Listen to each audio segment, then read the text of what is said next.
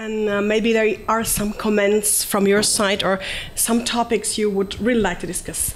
There's a question. And please introduce yourself also. Yes, thank you. Good morning. Well, too many things, in fact. I don't know where I should start from. I'm from DG Regio, European Commission, organizing this, well, part of the organizers of this forum.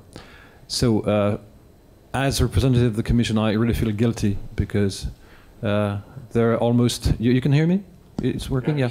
There are almost 700 participants, which means that it's almost 700 carbon footprints from people, you know, taking, buying a flight ticket to come here. So of course I feel a bit guilty. At the same time, I think this is rather good for trying to develop this sort of innovative democracy that you are calling for, because I mean this is the kind of forum where you can get NGOs that are able to present their views, to network, to try to find solutions. Maybe this is the missing part in your presentation, that the how can we do it? You said very rightly that there is not an EU solution or reply. There are very different institutional settings, different organizations, administrations, and so on in the different countries. I come from a country which is France, where we get two big nuclear players, EDF and Areva. We get a very big fossil fuel player, which is GDF, Suez, and so on. So, I mean, it's not easy when you compare it to Denmark, where you were able to introduce this new generation of independent energy suppliers. I mean, this is something which of course is very interesting. And how should it be done? And so this is my comment as a Commission civil servant.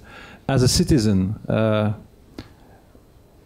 again, what can be the solution when you get this, you know, this influence of the big players in those markets? When you see that, in spite of all the political decisions, it's so easy to decide in a country which, by incidence or coincidence, is also a Baltic Sea Region country, that they are going to exploit shale gas. What can we do? And it seems it's okay. We all agreed that because of the global warming, we have to do something. But at the same time, global warming allows you or enables some countries to open new routes for exploitation of new fossil fuels in northern parts of the planet. And we know the kind of environmental impact it will get. And so on. So the question now is how? I think everybody here can agree that yes, we need a different democracy scheme. But again, what could be interesting is in this period of time between 1973 and 2002 in Denmark, how were you able to develop this new model that allowed you to allocate, I don't remember the figures, 26% of renewable energy, which is a big step ahead. I mean, and this is, I think, what we would need to know, because otherwise we'll come back, and this is what's going to happen. You know, we'll have these two nice, hopefully, days of discussions, networking, mingling, and so on and so forth. But when coming back to our countries or our different organizations and so on, what can be done based on this? And it's clear that because we got those two very interesting lectures, it's about we should do this and that, and the same for us. You know, when we are in the Commission recommending things, or when in the member states in the Council conclusions, coming back to the Baltic strategy, say, well, we should improve governance, we should do this and that. It's all about somehow governance and how to deal with conflicting interests and so on. So now the question is, how can we do it?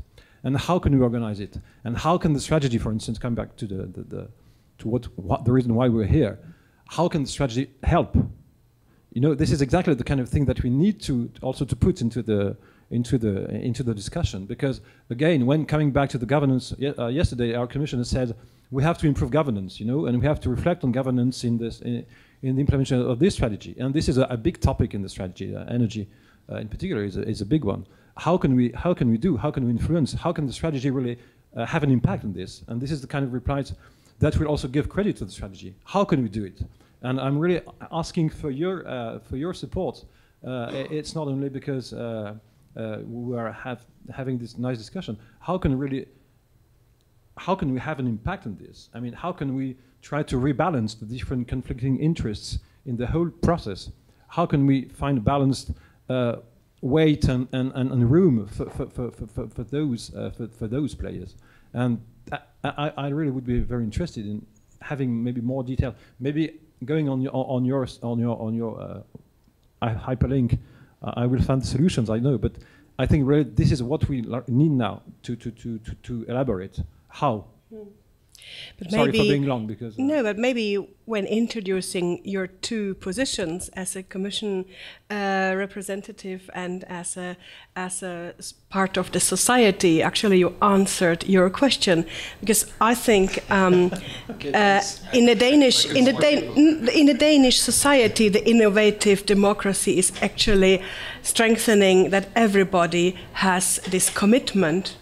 And this is what I find. I mean, I'm German myself. I have been in Latvia dealing, or in Baltic states dealing with the accession process for a long, long time, having a lot of people coming from the Nordic countries, especially from Denmark and Sweden and Finland, promoting environmental policy. And what I can say as coming from the big country with the big lobbyists, trying to bring something on the policy level in a small, very small countries, having examples from the Nordic countries. What I always find very, very interesting is the individual commitment of anybody from a Nordic country, no matter if it's the big boss of a big company or a municipality clerk, or an NGO representative, and the readiness for dialogue.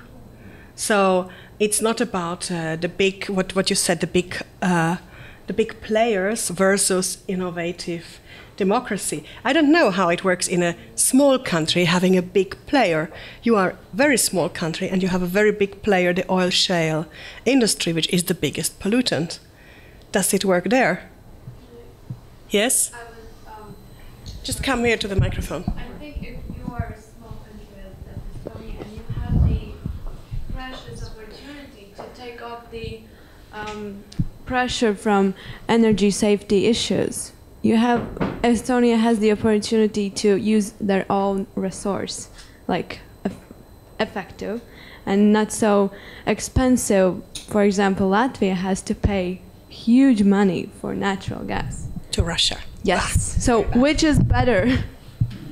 Estonia has the opportunity to implement very good new technologies to make the oil shale more friendlier, but I completely understand why they're using the resource. That's very good. They can do that.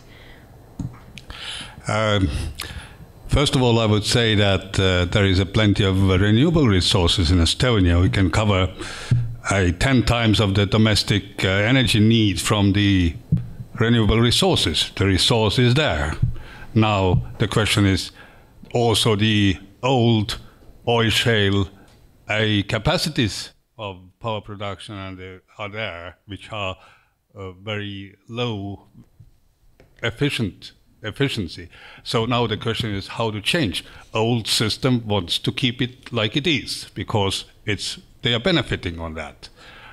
The whole society actually is not benefiting. We are really living on the account of the future generations today with our economic growth, which we say that, oh, great, we have economic growth compared to the old Western member countries, but with such wasteful way. Power production average capacities concerning to the primary energy use is, say, 42% only, because the system is like it is. So solution is to go to the distributed generation, which increases enormously the efficiency, but again, nowadays up to the politicians and up to the people actually who vote every 4 years, and they vote usually by their wallets or whatever, and it's very easy for the politicians to go around, we keep energy prices down. we do nothing to convert our energy system for more efficiency, because this way we save the consumers' money. That's the usual way. In fact, it's not there. And now the question is, the truth has to be put on the table. What are the relations, how the money flows are, where the real costs for the society are. There are big costs of external costs of such type of the oil shale power production like we have. And by the way, don't forget that 30% of Estonian oil shale power goes to Latvia and Lithuania, 30%. So I wouldn't dare, if I would be Latvian or Lithuanian, to say about green energy in the country with rather big import from Estonian oil shale power plants. Yeah. Okay. But I'd like to respond to the Commissioner too, to a representative of Commission, that what you can do is really look at the best practices, bring them on the table, and push the member countries, Council to agree on those, and try to really make all those lobbies transparent, which are also in the Brussels, those big lobbies. Actually, I have been working 2 years with Eurelectric, so I know how well lobbyists they are. And the second is that when the agreement is there, when there is targets agreed by the member countries, by the EU, then just be strict on keeping track on that. There are not only words, but the action by the member countries. And the structural funds use 2014-2020 go and pinpoint those actions, those priorities which have been claimed by the member countries as sustainable ones. And if they are not, pinpoint them and send them back and say, this is not the actions we are going to finance with the public monies of the EU. Well, this is always the case, in fact, because there are what we call very shortly thematic objectives in the structural funds, and one of them in particular is about a low carbon economy. And what has been proposed by the Commission and finally accepted to a lower extent, but well, anyway, is that part of the money will be used for in a compulsory way, 20%. In the richest countries and a bit less in the poorest countries, to deal with low carbon economy measures. So this is one thing. Another thing is that there is, in our jargon, an ex-ante conditionality, which is linked to the use of this particular measure in particular. And when somewhere it was proposed to have static grid energy plants, of course it doesn't cover the whole scope of it, but part of it is one of those ex-ante conditionalities. So I think there are also attempts to try to improve somehow, the way that the public money would be used. One final point I didn't maybe make is that because this is something that would take time, we also need to think of the transitional measures that at the same time would, of course, as much as possible replying to a more immediate need, which is about not only growth but also jobs. And the difficult and the easy reply from several politicians is that it has a cost, it doesn't create it, immediate jobs and so on. And this is also the sector or the area where we should also try to maybe link it a bit better, because it's very often presented a sort of general statement which is somehow isolated from the economic need, which is about creating jobs now, not tomorrow. And this is also something, of course, I suppose that your point would be stronger if at the same time you could show the way that you can use this transition to also create jobs at the same time. Yeah, the job argument is the killing factor. Always. Sure. If we talk about the energy sector, then definitely the use of renewables creates more jobs than concentrated fossil fuel energy system. creating more jobs or new jobs instead of old jobs. I think this is a complicated issue. But you had a comment. Yes, my name is Flemming Thøgersen. I'm representing the Baltic Sea NGO Forum in Denmark. I'm here because I'm interested in the subject, but also partly because it is the only workshop organized by NGOs. And I would like to ask the organizer of this workshop how it's possible for the NGOs that focus on environmental issues, on climate change, problems like that, how can they involve other sectors of the civil society, like association working with adult learning, consumers associations, radio listeners associations, any association for young people, association dealing with public health. Are there an NGO environment here in Lithuania that involve people through their organizations? Well, I think this was a direct question to Liutauras Stoškus, who has been a civil servant for so many years. 17 years. Yeah. And now he will answer for NGOs. Liutauras. Well, it's really complicated. Of course, it's very dependent on financial resources, because as all of NGOs, I think it's dependent on the project and on funds which could give room for activities. So, but in this case, this was like voluntary support for the Ministry of Foreign Affairs to have such kind of discussions, to start such kind of discussions, because really what we face now in Lithuania, we are lacking open discussion about the effects of economic development on the environment, and we are learned to believe that the growth is a one way we have to follow, and we always forget that we have the limits of one Earth to deal with that.